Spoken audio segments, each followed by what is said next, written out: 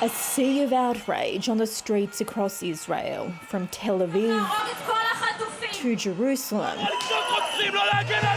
Hundreds of thousands unified in anger and despair and threatening to bring the country to a standstill.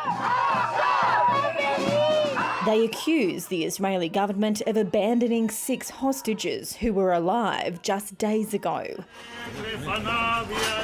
Now back in Israel in body bags, families are overcome with grief.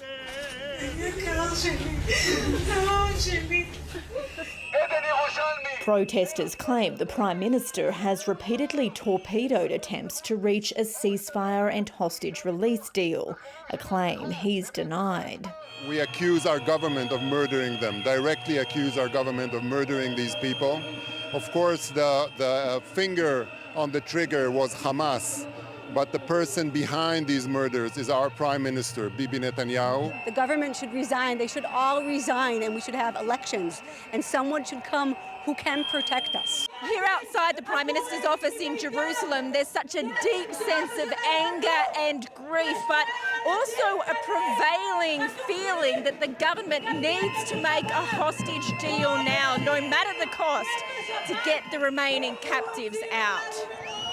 Trying to force the government to act, Israel's biggest workforce union has called for a shutdown of Israel's economy today. 800,000 workers, nearly a quarter of Israel's workforce, have started to strike, closing ports, municipalities, public transport, even Israel's main airport. Their demand: bring Israel's hostages home. Alison Horn, ABC News, Jerusalem.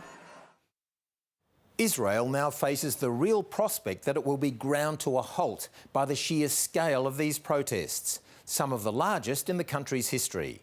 Israel's 800,000 workers from the largest union organisation have been called upon to join the hundreds of thousands of demonstrators already in the streets calling for a ceasefire in the war in Gaza, accusing Prime Minister Benjamin Netanyahu of neglecting Israeli hostages while prioritising the war with Hamas.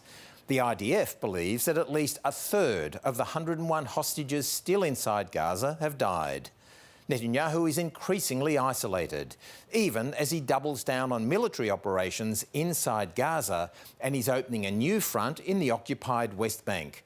Israel is now a country crippled by public anger. Even its international airport will be shut down by strike action. The big question now is how Netanyahu will respond to this unprecedented political pressure.